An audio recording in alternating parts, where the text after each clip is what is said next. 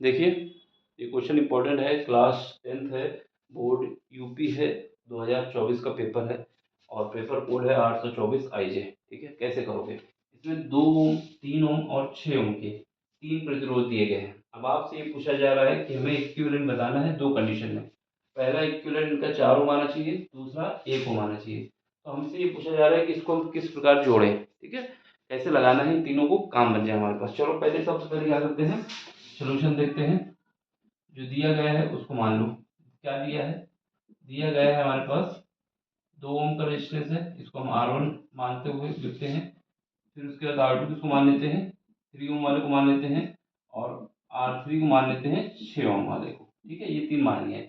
अब हमें जोड़ना है, किस प्रकार जोड़ना है? तो पहले केस में तो ये एजम्पशन हमको करना होगा। पहले केस में हमें क्या करना है कि 4 ओम के इक्विवेलेंट को लाना है। कैसे, कितना लाना है? 4 ओम का, जिनका R इक्विवेलेंट आएगा। R इक्विवेलेंट का मतलब है तुल्य प्रतिरोध जो आएगा, कितना आना चाहिए?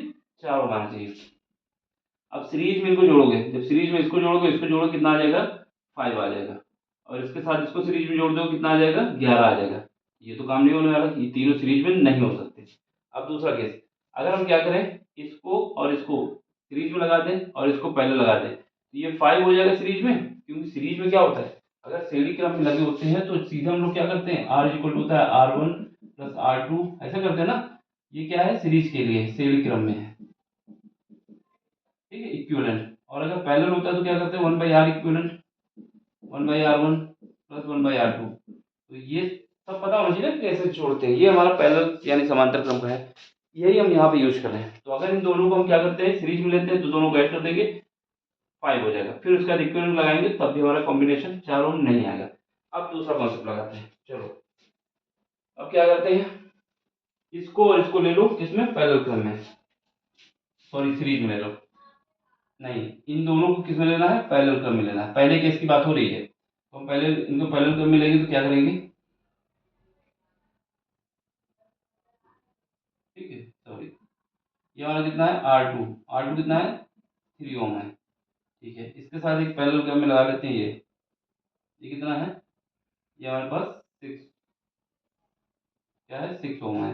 जो कि R3 है, वो कितना है? 6 ओम है। ठीक, अब हम क्या करेंगे, ये कॉम्बिनेशन बन गया। और इसके बाद हम क्या करते हैं, एक रेजिस्टेंस यहाँ लगा देते हैं और इसके साथ पूरी को बैटरी से कनेक्ट कर देते हैं। कितने वोल्ट की, इसे कोई मैटर नहीं करता। ये वाला जो रेजिस्टेंस है, इसको R1 मानते हैं और कितना मानते हैं? 2 ओम। ठीक, ये एजम्पशन करने के बाद ही बनता है। ये हम आपको बता रहे हैं कि कई बार हमने जब चेक किया कि हाँ ये कॉम्बिनेशन बन सकता है, तो ये फाइनल इस वजह से इसका डायग्राम बना दिए हैं। अब इन दोनों को भी क्या है, ये दोनों पैरेलल है। पैरेलल है तो इनमें क्या लगाओ, समांतर है। यहाँ पे लिखेंगे R2 तथा R3 समांतर क्रम में है, समांतर क्रम में है। जब समांतर क्रम में है तो इनका इक्विवेलेंट मान लेते हैं R। क्या मान लेते हैं? R। ये क्या आ जाएगा, 1 by R1, sorry R2 plus 1 by R3 आ जाएगा, is equal to 1 by R। ठीक है, यहाँ पे क्या है, R2 कितना है? 3 है, प्लस 1 बाई, ये कितना है? 6 है, is equal to 1 by R, is equal to हो जाएगा कितना, इसमें आ जाएगा 6। यहाँ पर देखोगे तो कितना बचेगा? 2, यहाँ पर 1 बचेगा, ये 3/6 आएगा। काटोगे कितना बचेगा? 1/2 बचेगा। यहाँ से R की वैल्यू कितनी आ जाएगी? R की वैल्यू आ जाएगी 2 ओम।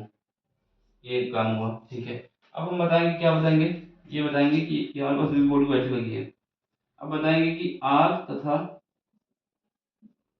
R1 श्रेणी क्रम में है। किसमें है? श्रेणी क्रम में। श्रेणी क्रम में है तो हमारे पास R इक्विवेलेंट क्या आ जाएगा? R equivalent is equal to आ जाएगा R प्लस R1। R की वैल्यू कितनी निकाली? 2 ओम।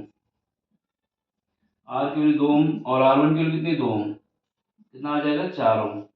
और यही हमको प्रूव करना था। तो ये हमें पता चल गया कि जो पहले का आंसर था 4 ओम सही है। ये कॉम्बिनेशन कैसा होगा, ये हमने यहाँ पे बना के दिखा दिया कि ऐसा बनाओगे तो यहाँ पर ये आ जाएगा। ठीक है, तो ये हमारा आंसर हुआ, सिद्ध हुआ, इसको लिख देंगे। दूसरा केस देखो, दूसरे केस में क्या पूछा है? दूसरे केस में पूछा है कि ये क्या आ जाए, 1 ओम के आ जाए, यानी इनका इक्विवेलेंट 1 ओम आ जाए। अब क्या करोगे दूसरे केस में?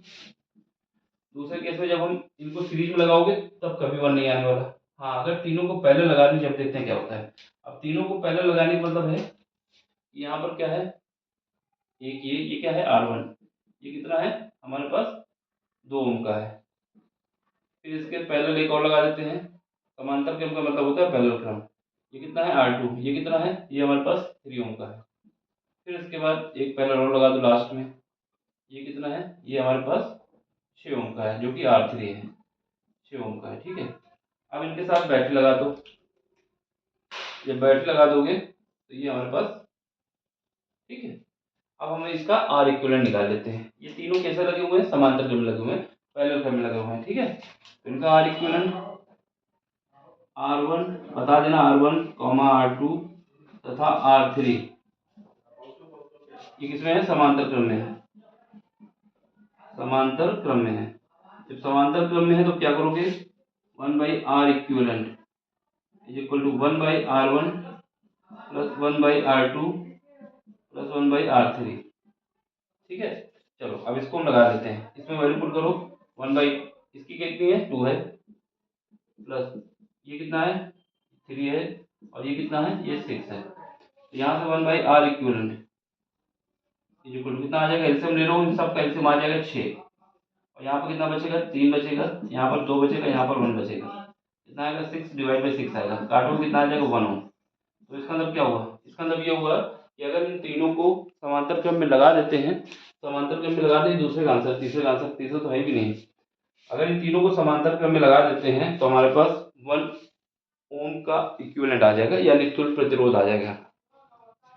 पहले पार्ट में क्या था, अगर R2 और R3 को यानी 3 ओम और 6 ओम को समांतर क्रम में लगा दिया जाए, ये पैरेलल क्रम है, फिर इसके साथ इसमें एक सीरीज कनेक्ट कर दी जाए तो ये हमारे पास R इक्विवेलेंट 4 ओम आ जाएगा। सिंपल सा क्वेश्चन है, स्क्रीनशॉट ले लो, देख लो, कहीं पर भी डाउट हो तो पूछ लेना। बाकी आपको कोई क्वेश्चन नहीं आता है, ठीक है, फिजिक्स हो, केमिस्ट्री हो, मैथ हो, ठीक है, क्लास 10 में भी बता रहा हूँ, तो आपको यहाँ पर भेजना है टेलीग्राम में, बस वहाँ पे आके मेंशन कर देना है कि आप किस बोर्ड के हैं, और उसके बाद क्लास मेंशन कर देना, क्योंकि वहाँ पर 12वीं के बच्चे भी हैं ना, कई बोर्ड के हैं, तो आप उसको देख लो, समझ लो। बाकी कोई डाउट होता है तो पूछ लेना आके, ठीक है। चलो, समझ में आया हो तो लाइक शेयर सब्सक्राइब, बाकी मिलते हैं अगले लेक्चर में। Thank you for watching, bye, take care.